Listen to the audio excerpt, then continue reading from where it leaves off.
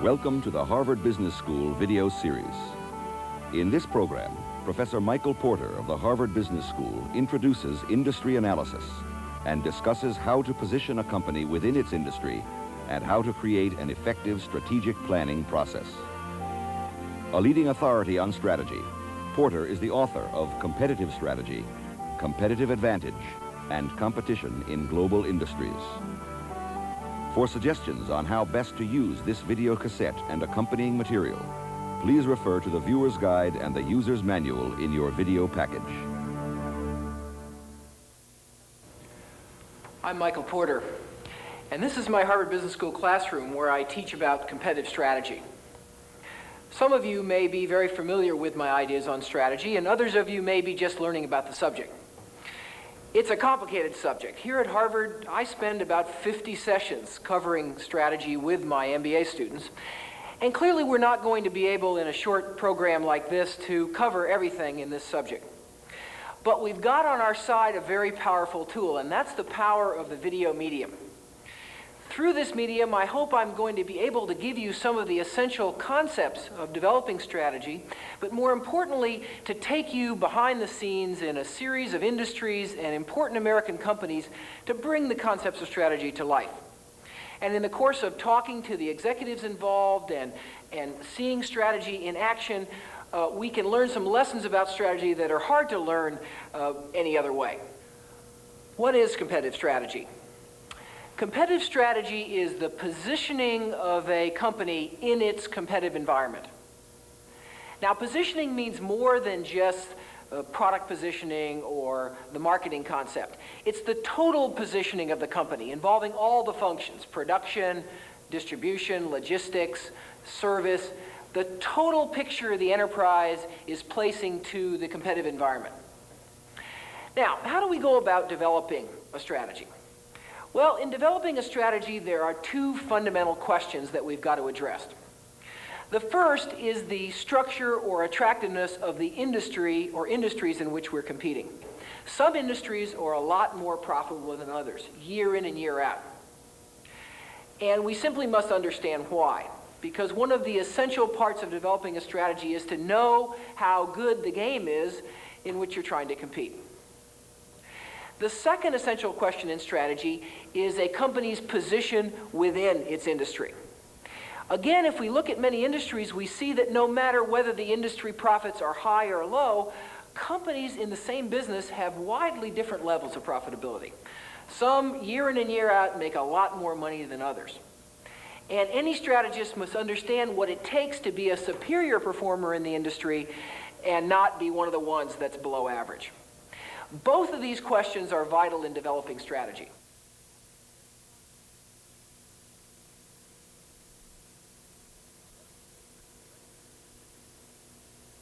Now let's turn to the first question, industry analysis.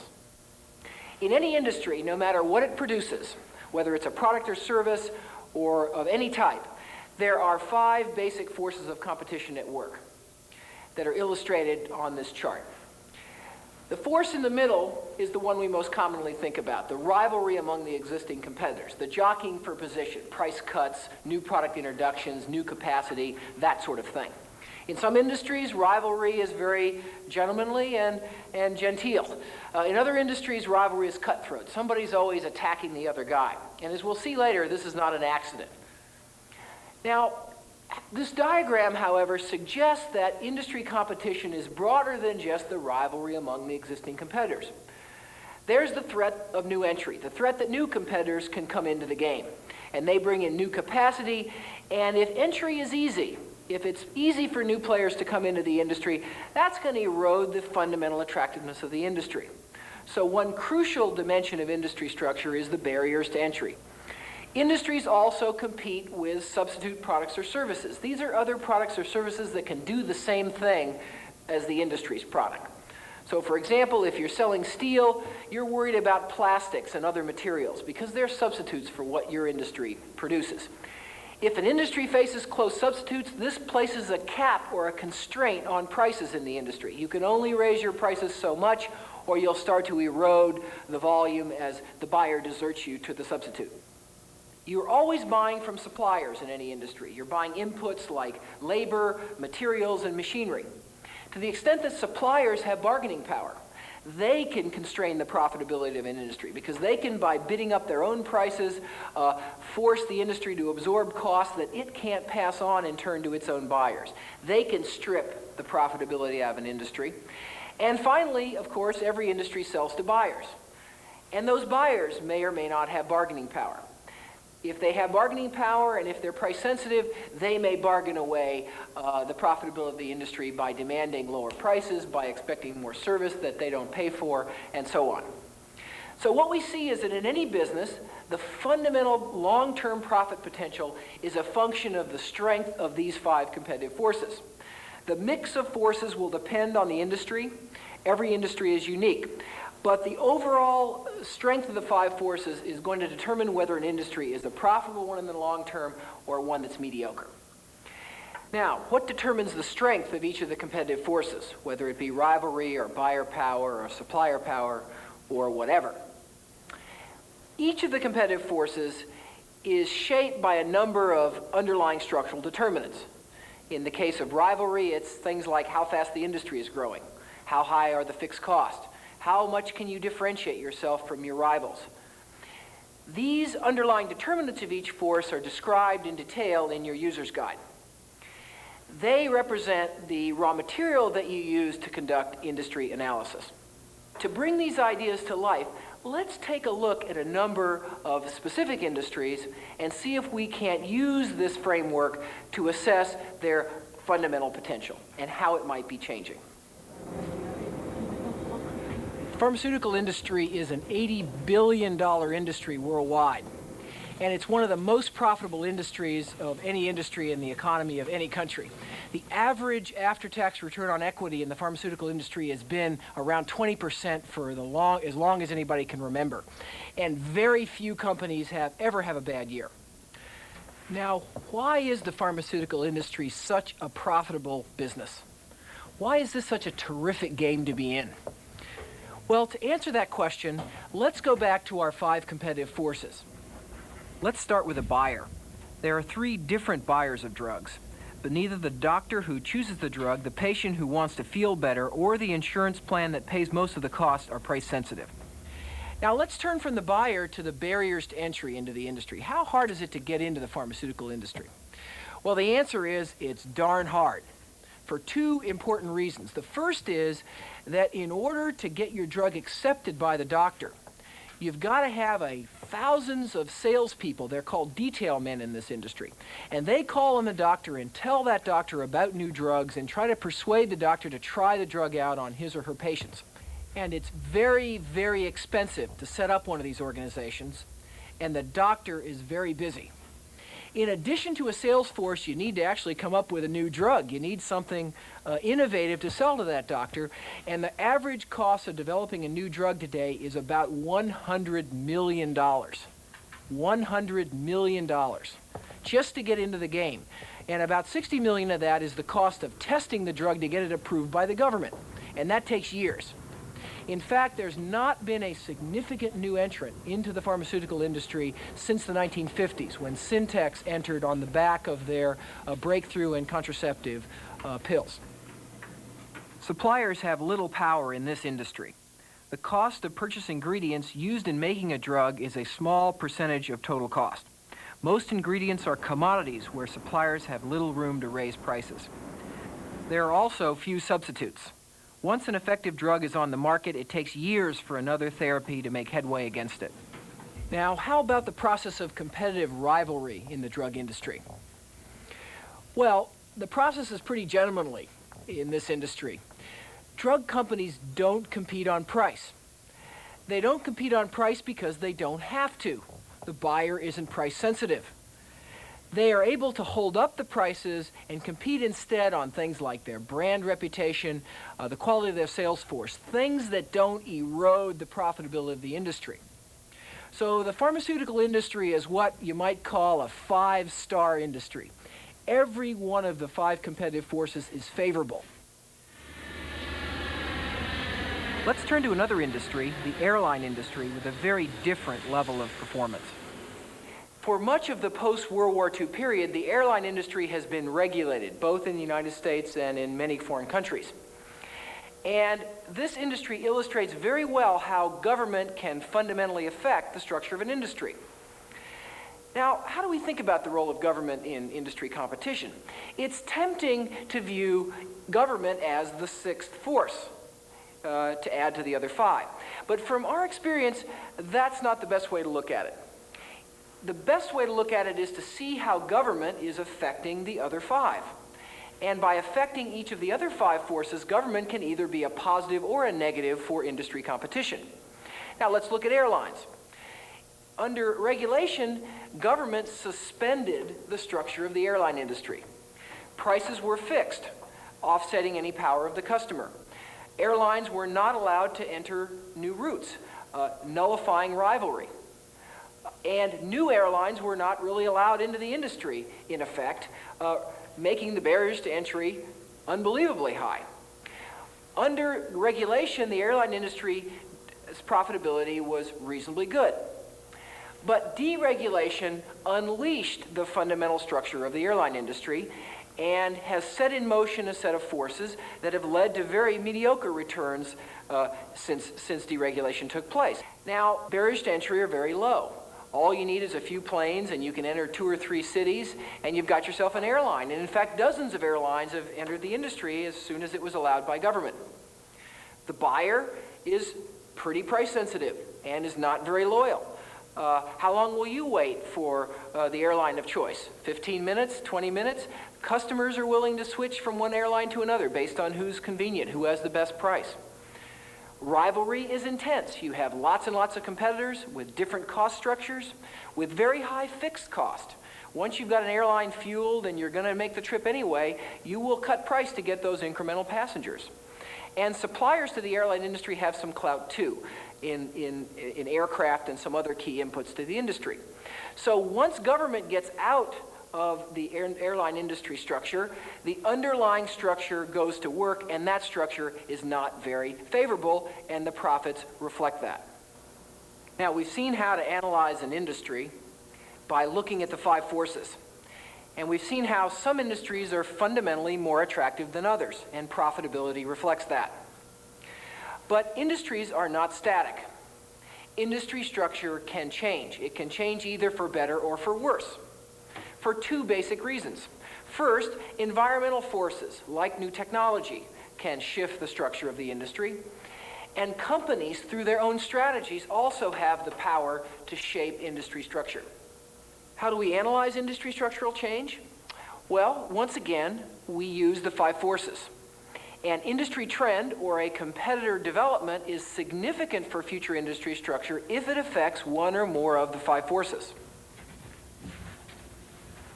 Now, to understand how this works, let's go back to the pharmaceutical industry, that gold mine I talked about earlier. In the pharmaceutical industry, there are three important changes that threaten to undermine that tremendous profitability of the industry. The first has to do with the buyer. Remember that buyer who didn't care about price? Well, that's starting to change. There's increasing pressure on cost control. It's coming from the government. It's coming from the insurance companies. It's coming because the cost of drugs has increased twice as fast as the consumer price index in the 1980s. Now, this increasing pressure for cost control is leading to the second important change in the industry, and that's the emergence of so-called generic drugs. One of these babies. A generic drug doesn't have the brand name of the manufacturer, but has the identical chemical composition. It's therapeutically equivalent. And once a drug goes off of patent, as many have, it's legally possible for the drug to be imitated by another manufacturer. Now, increasingly, the government is legislating that doctors have to prescribe a generic, not the brand name of the manufacturer. The third important change in the pharmaceutical industry is the emergence of biotechnology. Now, biotechnology is a whole new way of doing research on drugs.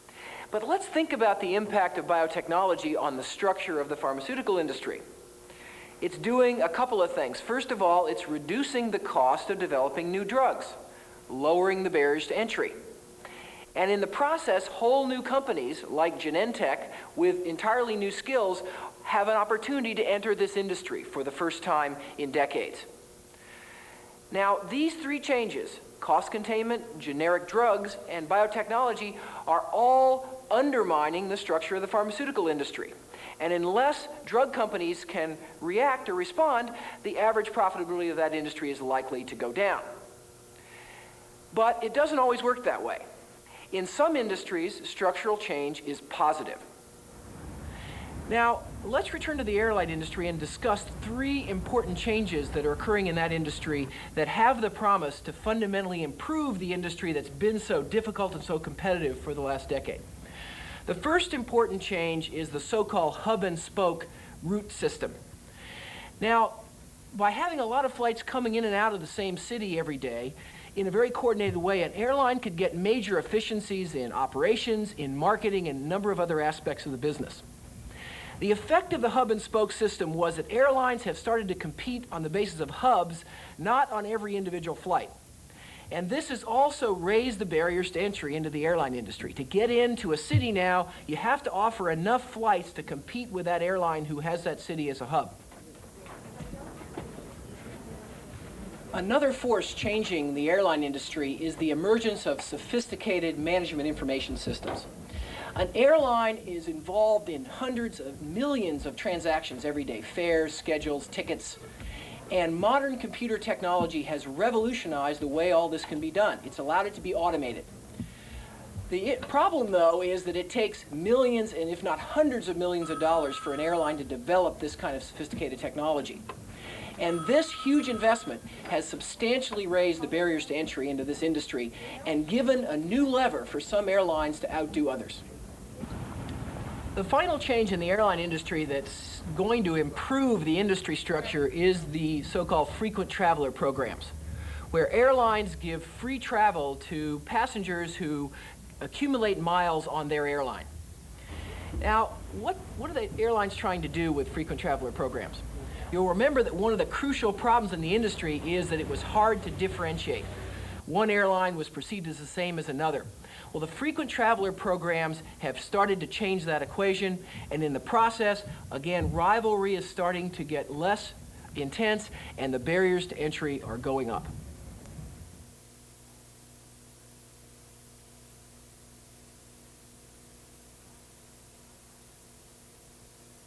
Now, we've seen a number of industry examples spanning very different types of industries. What should we have learned about industry analysis? Well, first of all, we should have learned that industry analysis is the starting point of any strategy. You simply must understand the structure of each and every industry in which you're competing and the underlying reasons why that structure is what it is.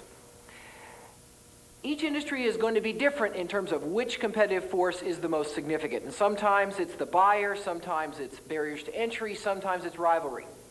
But whichever force is most significant, that's the place where strategic attention really needs to be placed. That's where you should focus your creative energies in trying to improve your environment. Another crucial lesson in industry analysis is that you must constantly be looking for how your industry might change. Because we've seen in airlines and pharmaceuticals how important and even revolutionary industry structural change might be. And we've seen how to use the five forces framework to analyze how your industry might indeed be changing. We've also seen, however, that companies have the power to shape their industry. You're not a passive participant in your industry. You can influence how industry structure evolves. And an essential part of any company's strategy must be an approach to making the industry structure better, particularly if a company is a leading company. But the final lesson is that there's a flip side of all this, And that is that companies can unwittingly destroy their industry just as easily as they can make it better. Many companies, by not thinking through the implications of their strategic moves, will go down a strategic path that undermines the industry structure, that makes the five forces worse. Any strategic move of any sort must constantly be tested against its impact on the fundamental structure.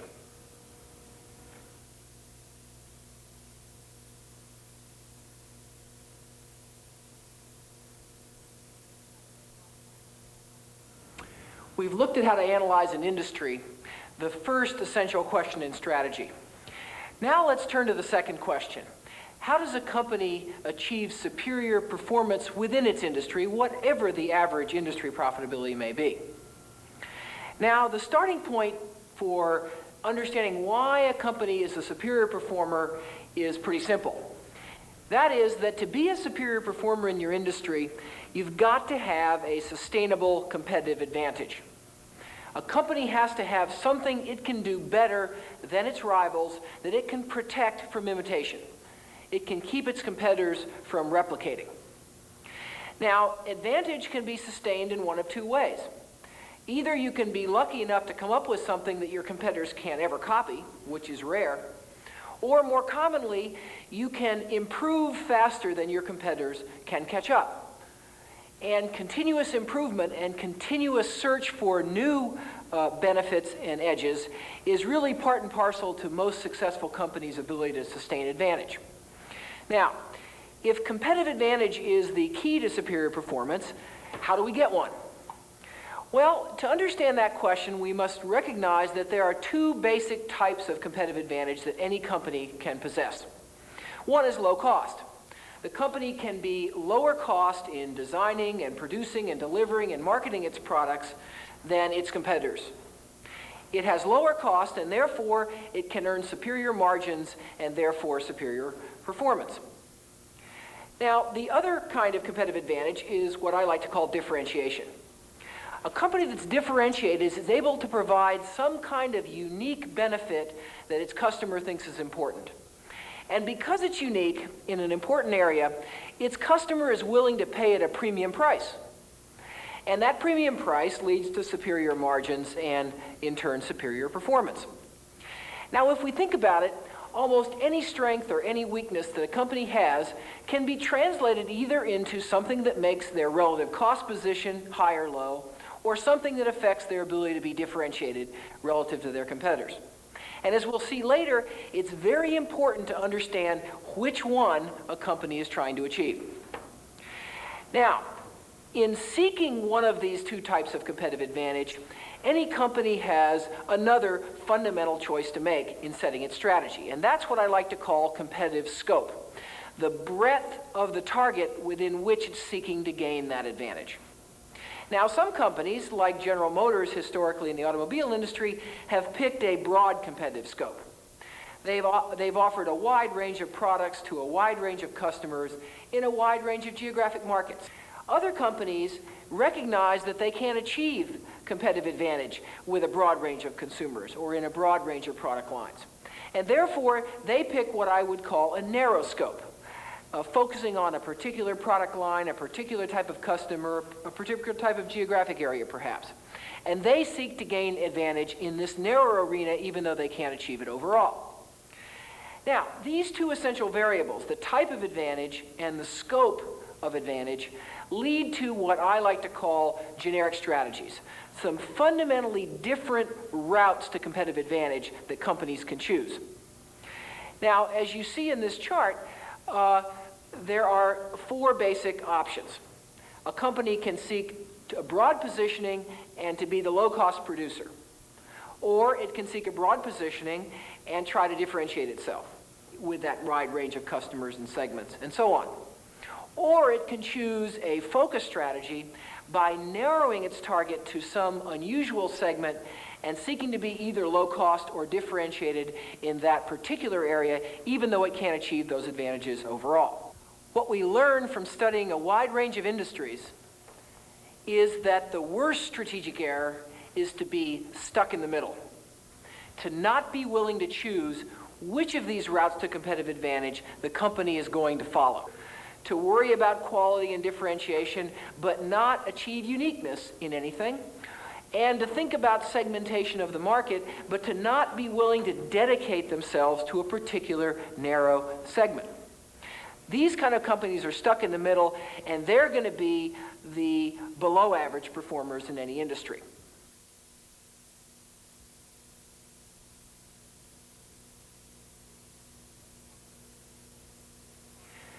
Any company seeking to gain a cost advantage must start with a good product. A low-cost strategy starts with a good product. It starts with a product that's acceptable in quality, that's acceptable in features, that meets the basic needs of the consumer. But the low-cost competitor doesn't offer all the frills and all the bells and all the whistles that they potentially could. They seek simply to produce a good basic product. Instead of frills, their advantage is going to come from opening up a significant and a sustainable cost gap over all their competitors. And they do this by managing the critical drivers of cost in their business, whatever they may be. Now, in gaining this low-cost position, the cost leader translates this into superior margins, provided they can command prices that are at or near the industry average. In strategy, there's a very important equation which determines fundamentally a company's ability to be a superior performer. And that equation is the comparison of a company's prices relative to its competitors and its cost position relative to competitors. Any company that's a superior performer either has higher prices or lower cost, but there's a balance to be struck. In a cost leadership strategy, a company is trying to be the low-cost producer and get a cost advantage. That's where its advantage is going to come from. But it must not let its prices get too low, or its cost advantage will be nullified or offset by lower prices. Now, let's look at two companies that have successfully implemented cost-based strategies.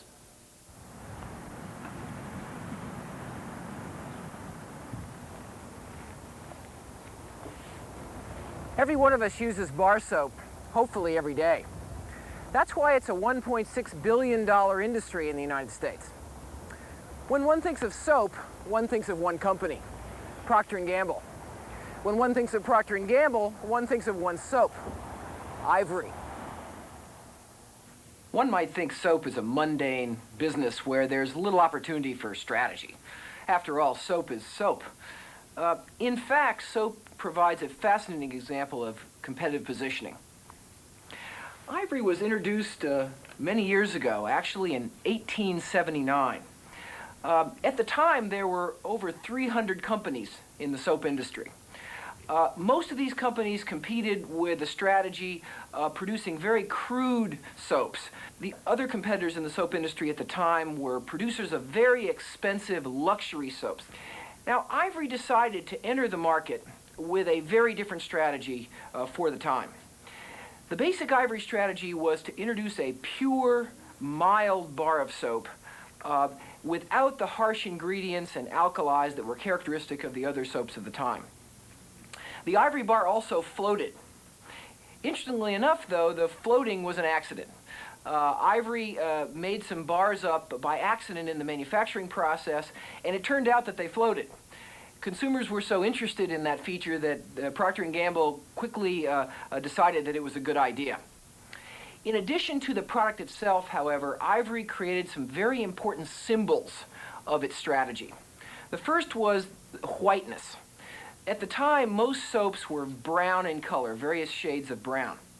Ivory instead became the white soap. Ivory was the first heavily advertised soap. In fact, one of the first heavily advertised brands in the United States of any kind. In addition to the advertising, though, was the advertising message. Harley Procter had a very interesting idea. He had the problem of communicating purity, and there was no well-established standards for purity in the consumer's mind. So Harley Procter designed his own measure of purity, which led to the famous slogan, 99 and 44 100% pure. This became the slogan that personified the Ivory brand. Once Harley Procter had created this measure of purity, he aggressively used comparison ads with other soaps. In fact, tables appeared in magazines which compared Ivory to other brands. Later on, he started very early to use endorsements. He had chemists and physicians certify to the purity of the Ivory brand. The final early innovation in Procter & Gamble advertising was the use of the image of the baby. The baby became one of the early symbols of Ivory. Mild. If it's mild enough for the baby, it's got to be mild enough for you. The results of the Ivory strategy were astounding. Ivory became the differentiated soap in the United States. It commanded a premium price. And it also commanded a leading share of the soap market, dominating all other competitors. Ivory pursued its differentiation strategy up through the 1940s and 1950s. But important changes in the industry in the 1950s and 1960s were threatening and challenging the traditional Ivory strategy. The first was Dial. Dial was the first of the so-called deodorant bars. In addition to basic cleaning, it offered a deodorizing feature as well. A number of other deodorant bars followed. The second major development was Dove. Dove was specially formulated to take good care of the skin, so-called beauty bar. Dove was introduced in 1956, and again, others followed. Now, the introduction of Dial and Dove fundamentally threatened the positioning of Ivory as the differentiated soap. These new products had features that Ivory didn't have. Now, Procter & Gamble had a choice at this stage. It could have added these new features, one or both of them, to Ivory, but it chose not to. Instead, Procter & Gamble decided to strategically reposition Ivory. Now, the basic Ivory bar remained the same. It's white, it floats, it's 99.44% pure. But Ivory moved from being the differentiated soap to being the good basic soap that represents a good value. It moved from being the differentiator to being the cost leader in the soap industry. And in the process, Ivory was able to maintain its leading market position. Now, what is the new Ivory strategy? Well, let's start with the bar. The Ivory strategy is to have a simple, basic, no-frills soap. No unnecessary ingredients, no scents, no perfumes. Now, how about the packaging? Well, as you can see here, the Ivory package aims for simplicity. There's no expensive papers, no shiny paper, no garish colors.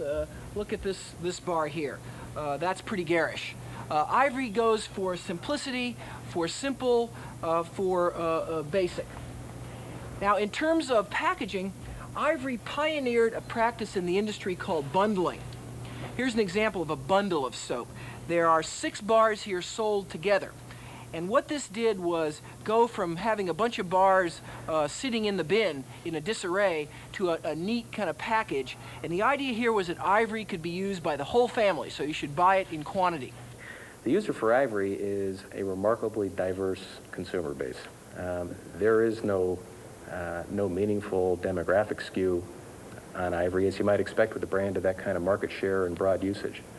It is well developed amongst females, adult males, children and infants, for many, many purposes, ranging from face to hands, bath, shower. And that is really one of the things that makes Ivory unique. When we sit down with consumers, we'll give them an array of 30 or 40 available brands and ask them to cluster them as they see the brands clustering. Ivory always sits out by itself, and that's one of the things that distinguishes it, is it's really all-purpose versatility. Ivory's pricing changed to reflect its fundamental shift in strategy. Instead of pricing at a premium, Ivory set its prices lower than its major differentiated competitors. The final aspect of Ivory's strategy was advertising, and Ivory advertising again stressed this theme of simplicity, a basic soap for the whole family, nothing more, nothing less. I know, I'm new, but this price can't be right. What's wrong? Ivory costs less than just about all the other soaps in the store. It usually does. I can't believe a great soap like Ivory costs less. I mean, that rich lather and natural kind of clean. In fact, 4 bars of Ivory usually cost less than 3 of most others. I thought they'd charge more for a great soap like Ivory. They probably should. You'd expect to pay more for Ivory, but isn't it nice you don't have to? We've seen the new Ivory strategy. Now, what makes Ivory low cost? Well, let's look at a number of the most important elements. Let's start with the air bubbles. The air bubbles in the Ivory product inherently reduce the amount of material required to manufacture an Ivory bar. The lack of expensive additives like deodorants or beauty features also make the bar inherently less expensive. The simple packaging with no shiny materials or expensive papers are inherently cheaper to produce. And Ivory, because of its long, consistent brand image, controls advertising cost. Now, the brand image, in addition to the fact that Ivory is such a good value because of its lower price, means that Ivory is a very effective traffic builder for the retail store. And that means that Ivory has to spend less on trade promotion than many of its competitors do. When you add to this that Procter & Gamble gets other cost advantages through scale and things like purchasing and distribution, all this means that Ivory has a substantial cost advantage over many of its competitors. Ivory charges a lower price, but its cost, because of this strategy, is even lower. And the result is a very profitable business. The intriguing thing about the Ivory strategy is it makes many of these cost savings into a virtue. Now, if we step back from the soap competition that I've described, I think we can get some insight into how various strategies play against each other in the industry. Now, we can see from the diagram that Ivory competes with just about everybody. It competes with Dial and Dove for the more quality-sensitive consumers. It competes with the no-name brands for the very price-sensitive consumer. It doesn't compete, however, very much with the exotic brands because they're really targeting a totally different part of the market. But despite Ivory's success, the soap business isn't standing still. It's always changing. The latest interesting development in the industry is this product here. It's a new soap called Pure and Natural. Does that remind you a little bit of Ivory?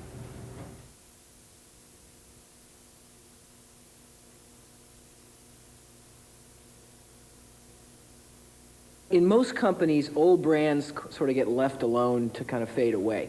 But that hasn't happened at Ivory. Why not? Why the continual improvement?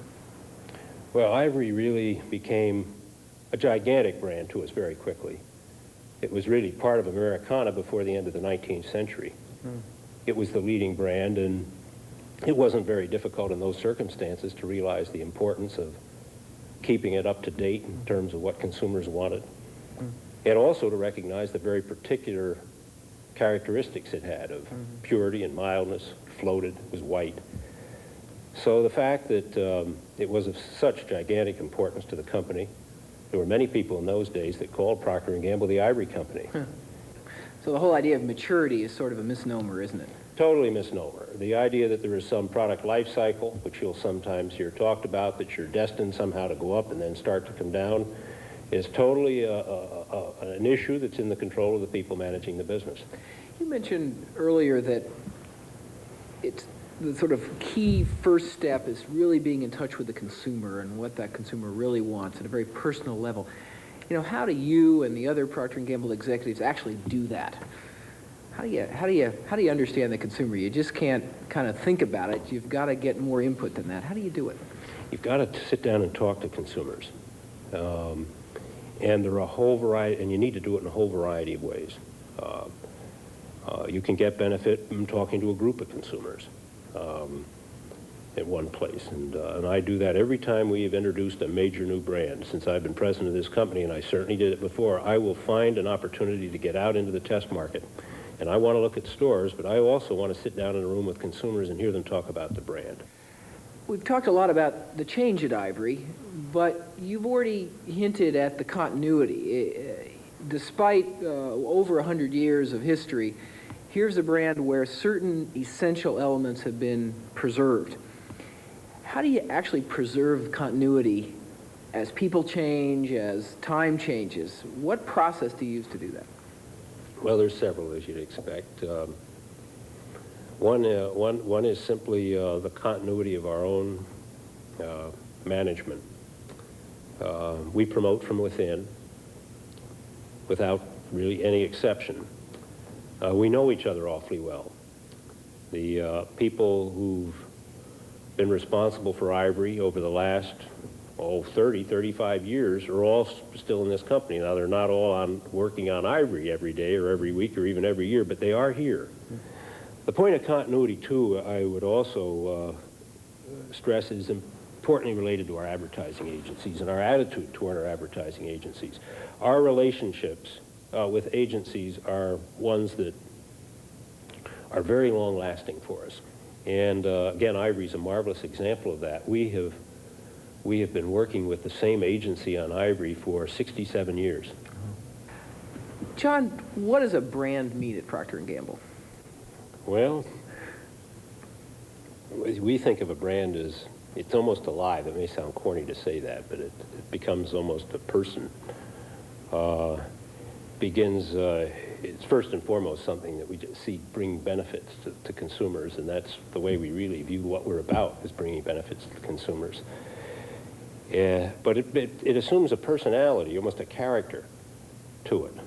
Now, as we look over the history of the bar soap category and the history of Ivory, we see a succession of new segments opening up and new competitors coming on the scene, Dial, Dove, other products.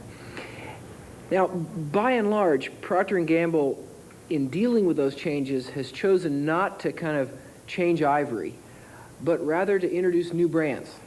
Why is that? Why not just create a new model of Ivory? Why introduce a whole new brand?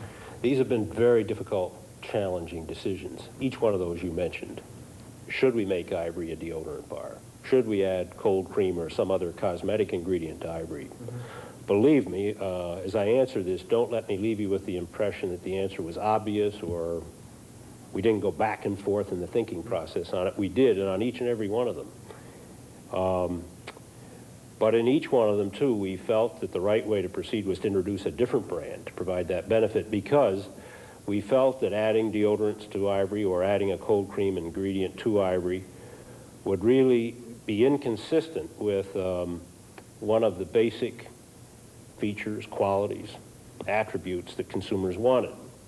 And because we felt that the values that Ivory did stand for, as it was, were still of such broad appeal and broad interest to consumers that we would be able to have a healthy, and if we operated it properly, a growing business without having those ingredients. So we felt we ought to leave Ivory in that sense the way it was, that is, not containing these ingredients and not providing those particular benefits, and do them on another brand.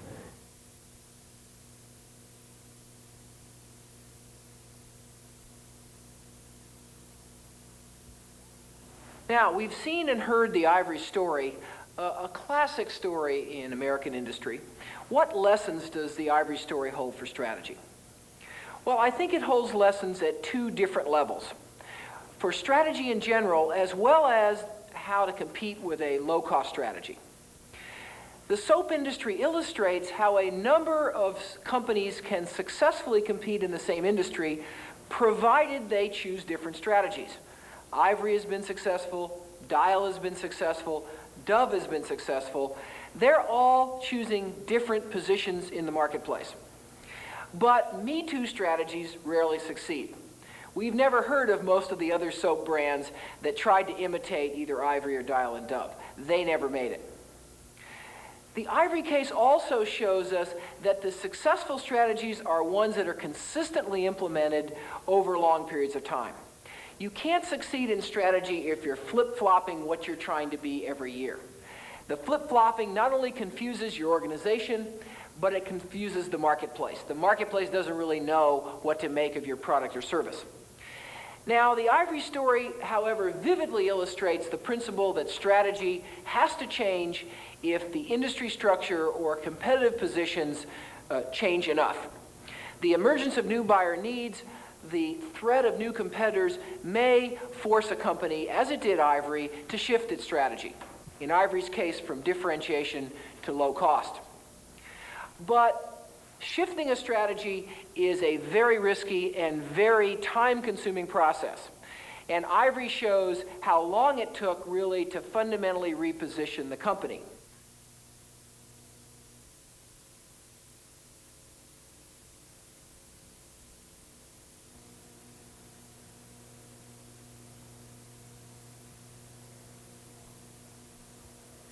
Now, we've seen a company that's drawn its cost advantage from a broadly targeted strategy. Let's look at another company that succeeded in creating a cost advantage through focus.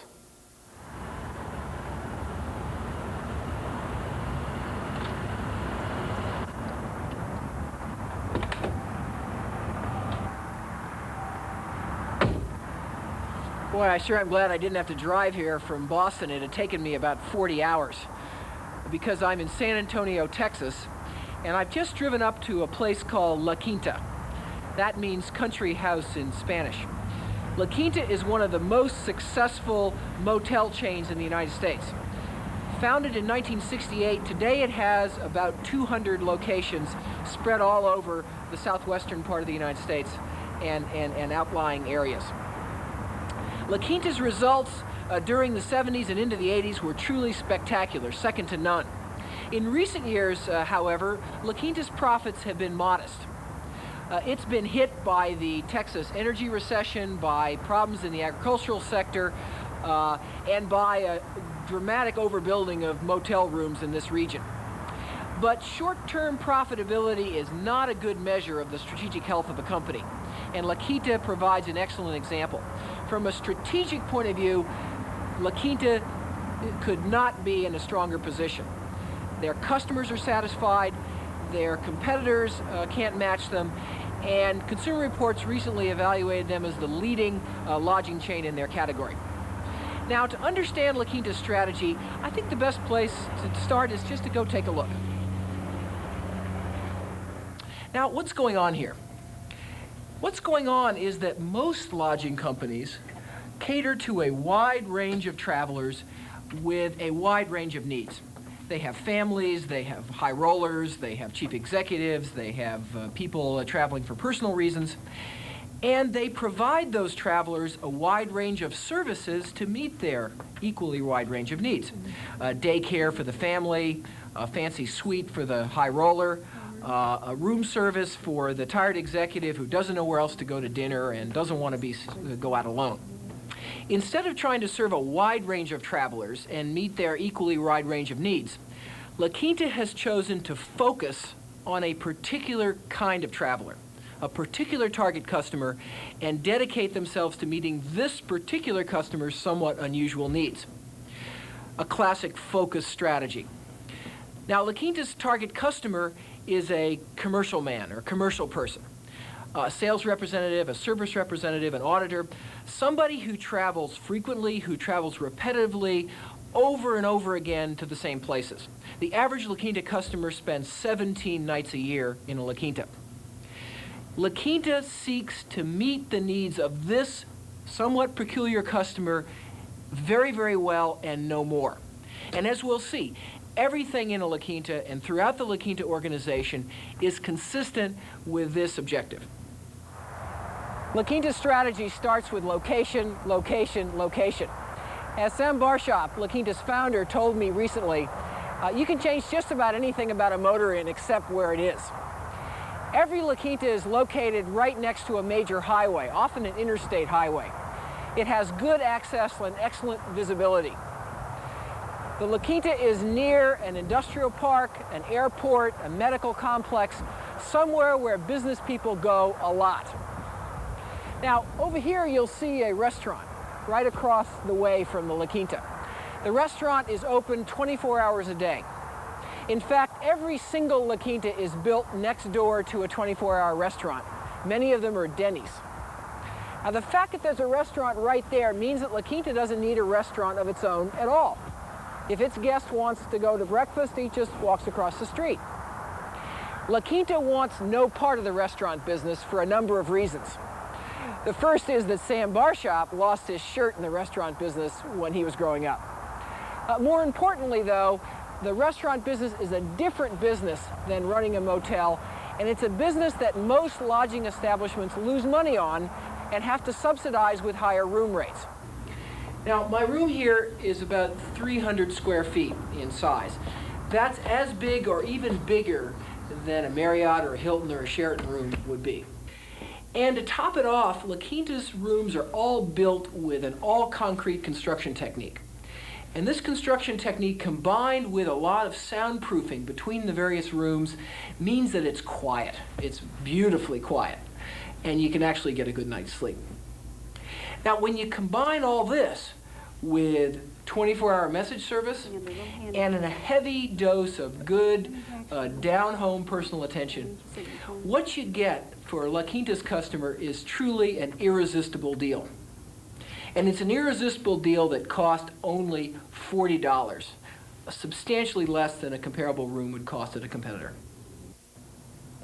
Good morning. Good morning, Mr. Bailey. Will you be checking out this Yes, morning? I will be. Thank Room you. 107? That's correct. Thank you. Excuse me, can I ask you a few questions? Sure.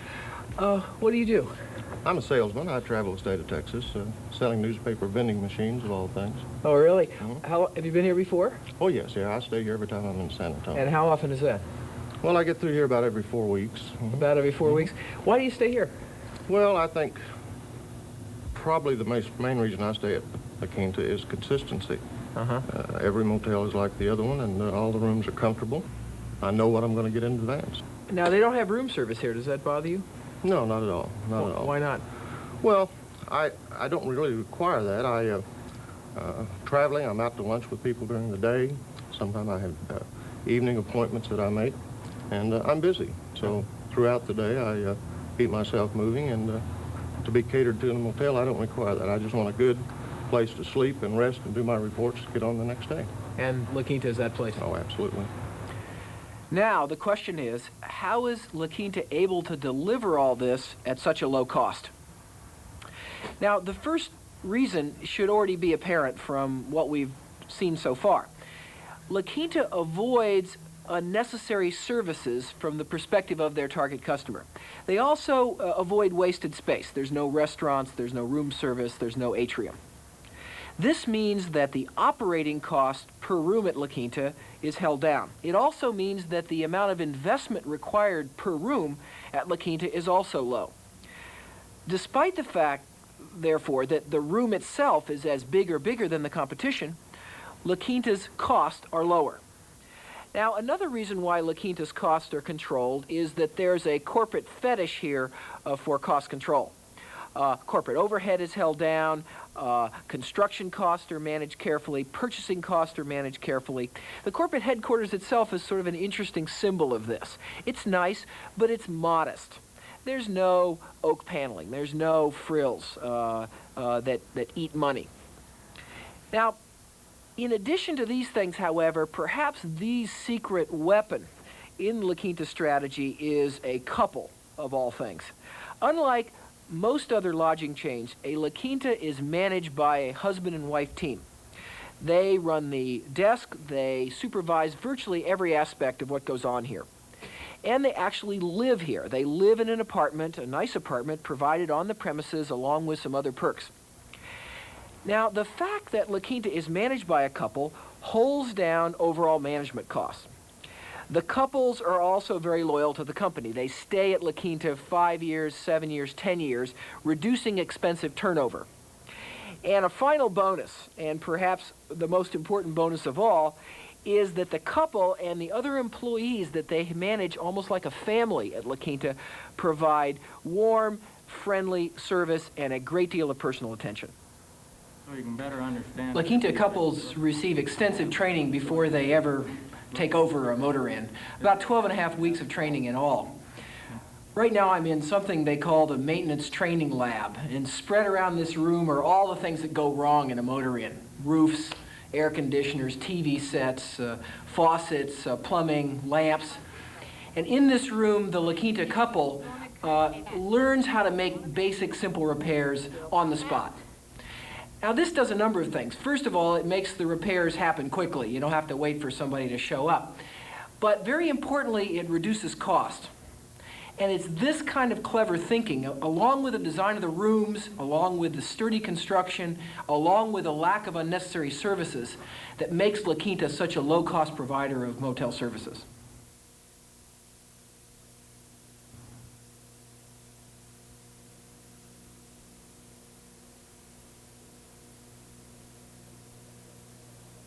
Let's take, for example, having a bar at La Quinta. You know, at the end of a long day, a salesman comes back and wants to have a drink. Why isn't there a bar at La Quinta? You'd think that... It's not a bar because it's extra services. My theory has been, and it's stronger every day, is that the more services you give a customer, the more chances you have to make a mistake.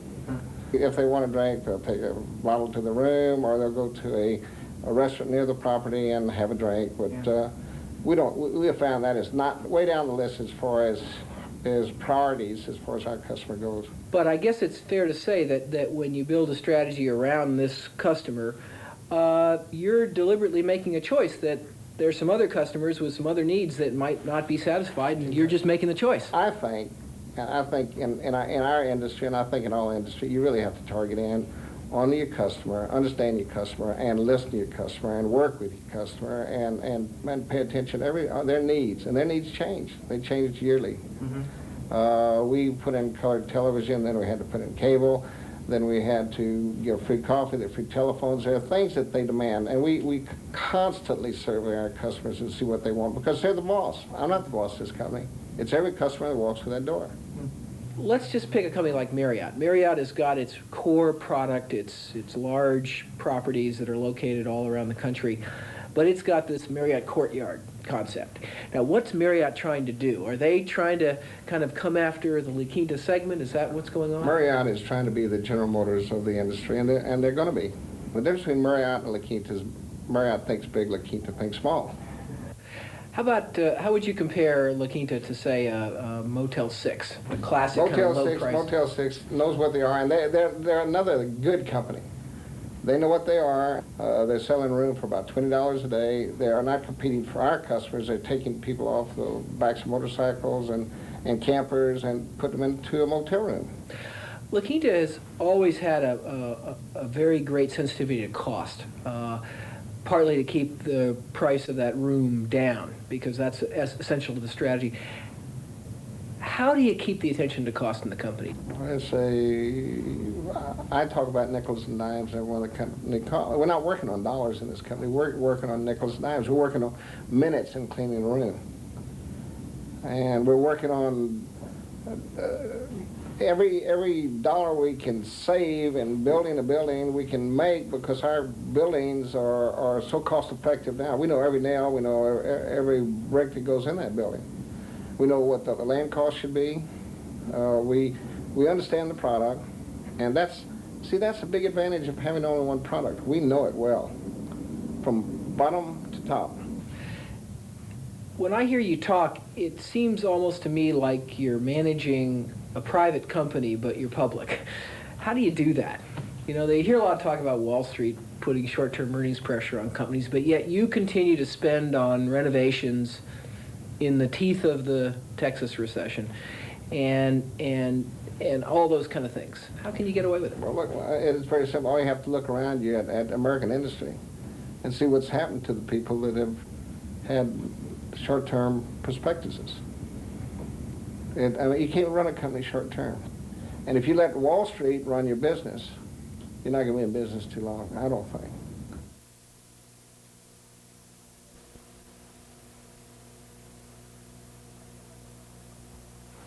What are the lessons we can learn from La Quinta's strategy? Well, La Quinta is our first opportunity to look at a focuser. And there are some important principles in the La Quinta story for competing with a focus strategy. La Quinta also will allow us to broaden our understanding of what it takes to be successful in competing on cost. Now, La Quinta illustrates that a focus strategy starts with the bedrock of choosing a particular target segment, whether it be a particular target customer, a particular item in the product line, a particular geographic region. But this target segment has to have unusual or distinctive needs. If they're not unusual, the focuser won't gain any advantage over the broadly targeted competitor, who will serve the segment perfectly well as part of their broader strategy. Now, a focuser dedicates everything they do to serving the target segment exclusively and not worrying about anybody else. We see in La Quinta's strategy how every step of their product and service offering related to that traveling salesperson, and how that tied together everything La Quinta did. La Quinta case also shows that any focuser is always under constant, relentless pressure to broaden or fuzz their strategy. There's always a temptation to add an extra service or add an extra product in order to get a few more customers. But this temptation simply must be resisted, because if a company starts to fuzz the edge of its focus strategy, it will lose the essential competitive advantage on which it's based, which is this dedication, this consistency of everything they do to that particular target. Now, what can we learn from La Quinta about competing on cost? Well, we learned that a cost-focused strategy depends on finding a target segment that has somewhat lower needs for services or features than most of the market. In La Quinta's case, their customer didn't want a lot of services and features that most motels offered. And La Quinta was able to be low cost simply by finding this customer with that lower level of need. La Quinta shows how cost advantage requires investment. La Quinta spent aggressively on management information systems to reduce the bookkeeping requirements in the locations. They used all concrete construction, which lowered the maintenance costs, but it was expensive. They also aggressively renovated their properties to keep the level of the quality of the product up. A final very important lesson from La Quinta's strategy is how cost leadership requires that costs become really part of the culture of the company. It becomes something that everybody in the company is worrying about every day. And we certainly saw this at La Quinta. Now, we've seen two companies competing with cost-based strategies, one with a broad target and the other choosing the strategy of cost focus. To get some additional perspective on competing on cost, let's go to Emerson Electric Company and talk to Chuck Knight, Emerson's CEO. Emerson is probably the company in the United States that's most identified with being a successful low-cost competitor.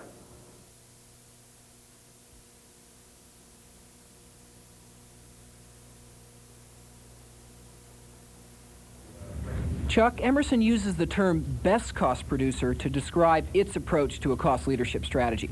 What steps does Emerson take to be the best cost producer? Mike, that's, I guess, a long story, because it evolved out of first being the low-cost producer, which was kind of a theme we had across the corporation in the 70s. But as we started to get into the whole concepts of world-class manufacturing, we knew just being the lowest cost producer wasn't the answer, and so we moved to a definition of best cost producer, which involved 6 key points for us that we used as communication techniques across the corporation to define what we were trying to do. And the first was quality. We couldn't be the best cost producer without having the best quality. They were synonymous. And secondly was to know the competitor's cost. People just really can't know where they are if they don't take the time and energy to find out what their competition's costs are. Third was the need to have a receptivity to change and the willingness to go after productivity in your plants, and the responsibility of management to set that tone and environment. Fourth is a formalized cost reduction program, which is part of the planning process. And too many times companies do their cost reduction when times get tough, and not on a continuous basis as a part of a desire to maintain or achieve a certain level of profitability. So formalized cost reductions. Strong communications related to those cost reductions, because we like to think as a part of our best cost producer plan that all of our employees are part of it. They feel ownership, and the enemy isn't management, it's truly the competition. So That's 5, and the 6 is the commitment of capital to make it happen. Why is quality so important? Well, To being low cost, because it's sort of a paradox. yeah, it's, well, when we were in the low-cost producer strategy, everybody used to say, all you guys do is cheapen your product. You know, you'll take material out, or you'll do this, you'll do that. And really, the thing we're selling is the ultimate function and what our product does. And we found, and I've got to say, we learned this from our competition in the 70s and early 80s, that they have the highest quality, ultimately, all the way through the loop. I'm talking not just quality in the plant, but quality in all the systems and the customer support and everything that goes on in the company, to measure all that cost of quality across the board, that if you had the best quality, you also had the lowest cost.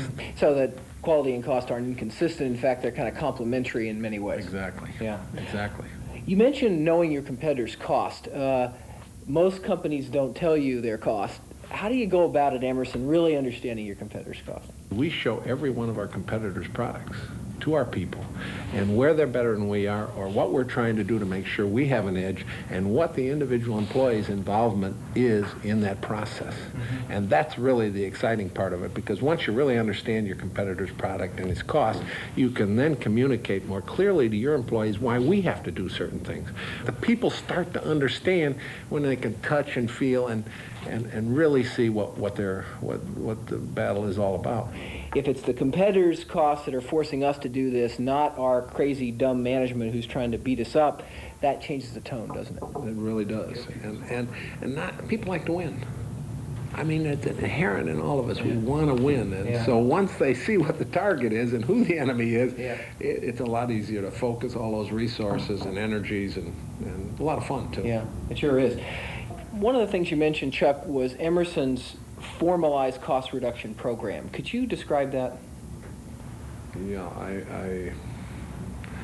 it's kind of nuts and bolts, but it might be of interest to you, Mike. Very much so. We've been doing this a long time, and what happens is, in our planning conferences, we will, through the process of trying to understand the business, the competition, and the rest of it, get at a level of profitability that we are going to target. And out of that evolves a cost reduction target. And this goes on in 50, 60 different companies. And that particular company will, and every year this goes on as we go through our financial reviews, we set in motion how much cost reduction do we have to get. And in each plant is a man who has or a woman who has a responsibility for cost reduction. And then a quarterly system of follow-up. Monthly in the divisions, but at corporate we quarterly review the cost reduction progress, and are we on target or aren't we on target, and where are we missing and where are we not making it. And of course that includes productivity as well as any other kind of cost reduction, and that's tied directly back to our capital spending, of course. Sure. I think I recall seeing a list of cost reduction projects in a division or plant. Tell me about some of the projects. Give us a feeling for I guess there's probably not one project that if we, or maybe 10 or 50, if we didn't do them, it wouldn't matter. I mean, that's the beauty of it. And I like to say that you could go into any Emerson plant, and walk up to one of the people on the machine and ask them what cost reduction they're working on, and they'll describe it to you. And how many projects would a typical plant have? Oh. Hundreds. Now, this notion of being a best cost producer is something that I think if I turn to just any random Emerson annual report, I'll find it written in here. Not only will I find it, but I'll find the steps laid out. So what you're doing is not a secret to your competition. Why can't they match you and one-up you? Because of the subtle points you made earlier. This is not something that you put in a box and, bring out when you need it. It's a part of a management process that is tied back to what we're trying to accomplish as an objective for the company. We've had, I think, half of Fortune's 100 come down and talk to us over, let's say, the last 5 years about cost reduction. But if your management process isn't set up in all the subtle ways to incorporate that and make it work, it won't work for you.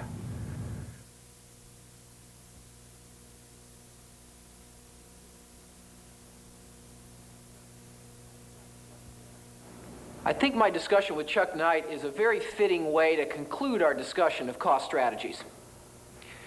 It illustrates, again, a number of vital points about this route to competitive advantage. First, cost leadership starts with a good product. There's nothing cheap or inadequate about a low-cost producer's product or service. It's good, but a cost leader is willing to make some choices in order to be low cost, to give away some frills and features. We've also seen over and over how successful cost leaders draw their cost advantage from many sources throughout the business, wherever they can find it. It's not just in manufacturing. It's not just in design. As Chuck Knight has particularly emphasized, successful cost leaders pay intense and regular attention to their competitors' cost positions. They do the homework, the hard work necessary to understand their competitors' cost and use that as a focal point for understanding where they stand. All cost is relative. And competitors are a wonderful motivating device to drive an organization towards ever lower cost. We've also seen, and Chuck has emphasized, how successful cost leaders have cost literally built into the culture of their organization. Everybody is worrying about cost basically all the time. Now, many companies have the misconception that they can successfully compete on cost by having kind of episodes of cost reduction. Everybody worries about cost for 3 months, chops out some people, and breathes a sigh of relief. The Emerson case, as well as the others we've looked at, shows how cost leaders constantly manage costs down. They constantly have a program to drive costs further and further. This is what it takes to be a successful cost leader. Many managers have a misconception about cost strategies. Somehow they view cost strategies as cheap or low wage or somehow dishonorable. I've gotten the sense in many companies that real managers don't compete on costs. That's somehow a sign of failure. I hope those misconceptions have been vividly overcome by what you've just seen. Cost is one important and viable route to competitive advantage, and many of you probably ought to choose it.